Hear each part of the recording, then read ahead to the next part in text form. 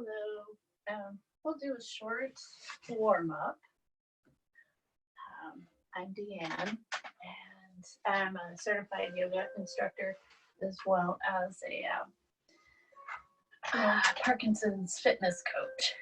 So I'm here from my home, and a lot of people have been asking, can we have this on video? So I'm attempting to do a short warm-up, a seated warm-up, and I'll do a few other videos. So come on, join at your own risk. So mind your limitations. I like to offer a lot of modifications, so do what feels right for you.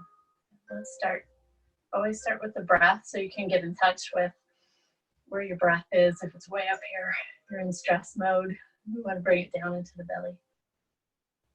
So just take 3 or 4 breaths, breathing in, expanding the belly. Exhale, soften everything. This also helps to reduce stress.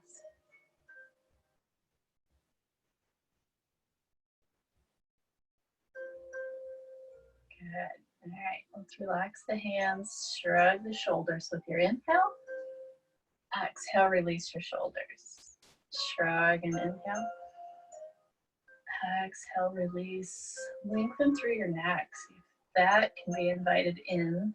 So a lot of the times when we're tense, we get these tight shoulders and the neck feels like it's getting a little shorter. So relax your shoulders and relax your arms. We'll take a head turn or two. So just kind of noticing the range of motion in your head. Make sure you're still breathing. Come on back to neutral. Let's drop the right ear over the right shoulder. Bring your head back on straight and switch sides. Come back to neutral. Take your chin to your chest and feel the weight of your head to help stretch the back of the neck. Good. All right, we got that neck nice and mildly stretched out. We're going to take some rolls backwards with the shoulders to try to stretch through the front part of the shoulder muscles. They get a little tight and a little shorter as we're going throughout our day, and we're all guilty of rounding forward a little bit. So this kind of reverses that, if you will. I'm going to take a look back. I'm going to reach back and watch my hand with my eyes so I can get the neck too. Again. Good. All right. One more time to each side. And come on back to a neutral position. Let's take a variation of cat-cow. So many people that I work with have low back problems. So it's okay to do your cat-cow with just the upper part of your spine. I'll turn sideways so you can see.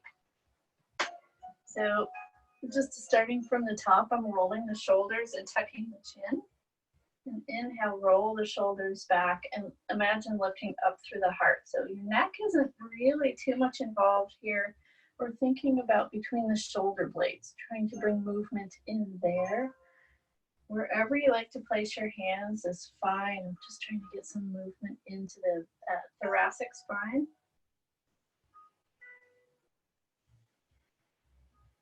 I'm using the breath here, exhaling here, inhaling as I'm lifting.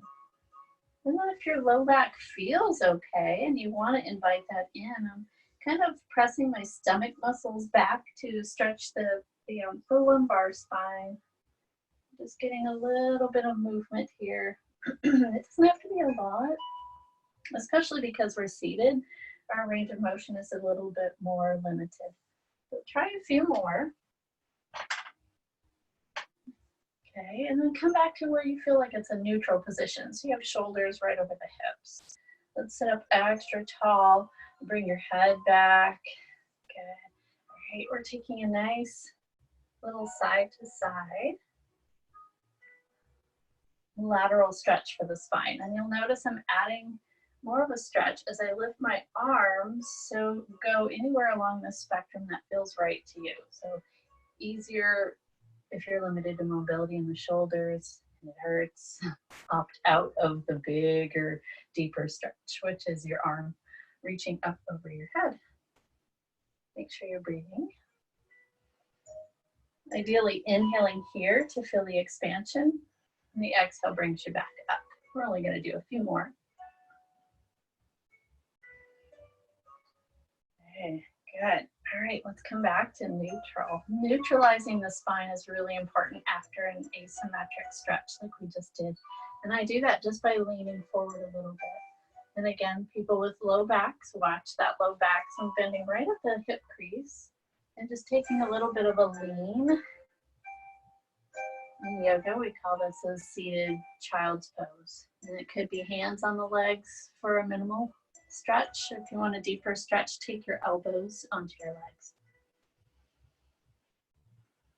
Again, I'm using the breath here to expand through the back muscles. One more breath. On your inhale, you can come on back up. Let's twist. So again, watching the low back, folks. An easy twist would be taking both hands, stacking them onto your right knee, and just making sure your spine is really tall. You'll know if it feels like too much, then back up, and maybe the twist isn't right for you. If you'd like to deepen the twist, and it's okay with your back, you're going to take that right hand and bring it back close to the back of the chair. Don't force the twist though, it's not healthy for the back. I'm going to keep that axial extension in the spine and breathe. So I'm expanding through the belly and even the ribs on the inhale. And exhale, make sure you're softening everything. Take a full lengthy exhale.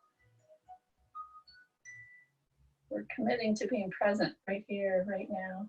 You can pause the video if you need to. Get up, go to the bathroom. This is the great part of the recording here. So come on back, as opposed to a Zoom class where you don't want to miss anything. So the inhale brings you back to center, re-lengthens the spine, and the exhale is going to find you into your twist to your left.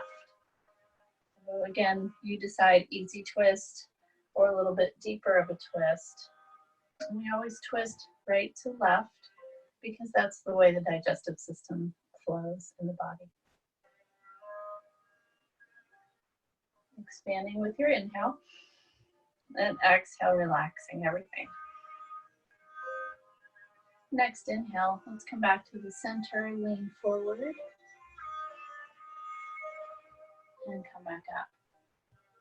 Wonderful. All right, let's see how our mobility is in the arms. We're going to just lift on the inhale, one arm, exhale, lower the arm. So watch your range of motion. You can go halfway, you can go all the way, whatever feels best to you. We just want to get movement into the joints. Movement, any kind of even nice, slow, easy movement throughout the day, it's going to help with mobility. We get a little stiff and we don't want to move, so it seems sometimes like, oh, I don't feel like, working those joints. Sometimes they can be a little tender, but then you would do less and go slow. Let's do one more to each arm.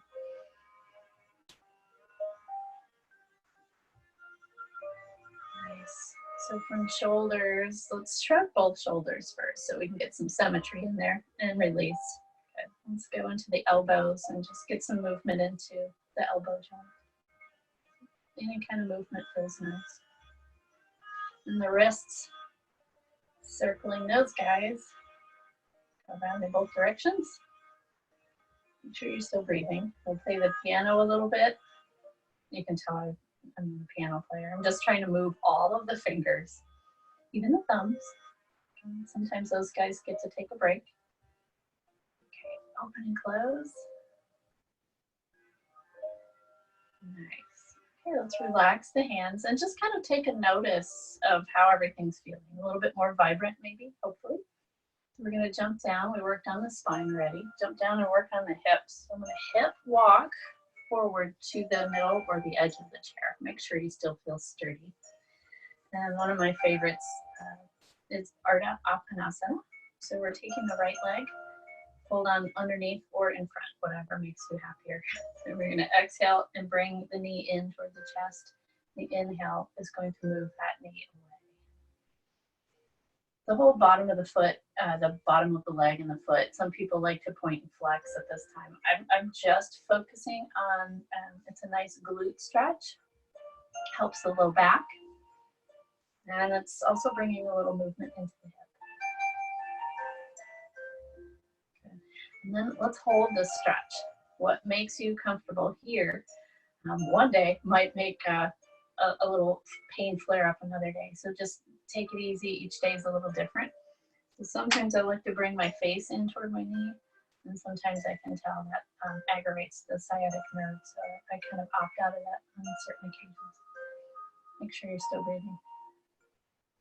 All right.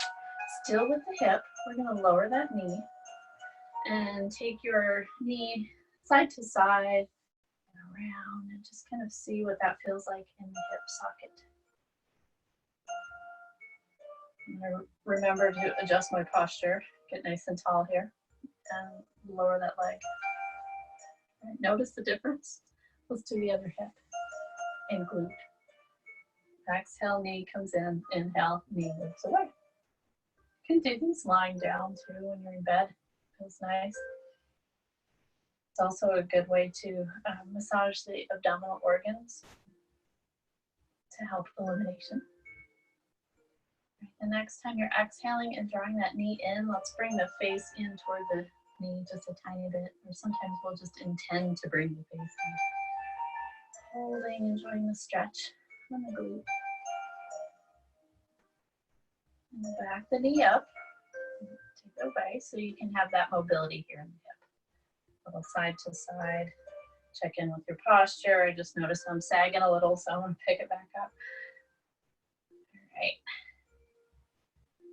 Okay, we'll lower that leg down. I'm going to hip walk backwards, back into the back of my chair, so I have that support. Relaxing the whole upper body so we can focus just on those knee joints, forming up the knees. Well, let's do one side at a time. I'm just bringing that foot out and back. And you can notice here too, if you have tendencies to bring the knees in or out, that just shows a discrepancy in the strength on the inside of the leg versus the outside. What we're doing is increasing the muscles that help support the knee joint. If we're going in, we're tracking correctly. So we want to hold that leg out there and increase the muscles. Get the knee nice and lubricated up. I'm trying to pull my toes back and stretch through the heel. You can really feel it on the back of that leg. So working on strength, and then we'll jump to the ankle to work on flexibility there. Pointing and flexing as much as you can. And you can also spread through your toes and curl and point. Good. Next time your toes come back, let's circle the foot. Go around both directions. All right, lower that leg down. Feel the difference. We got that blood circulating. Yay. Let's try the other side. Out and back comfortably with the knee. And I didn't mention this on the other side, but make sure you're not going into pain. So if you're feeling resistance or pain or tenderness, don't move into it. I would say stop right before you get to the pain.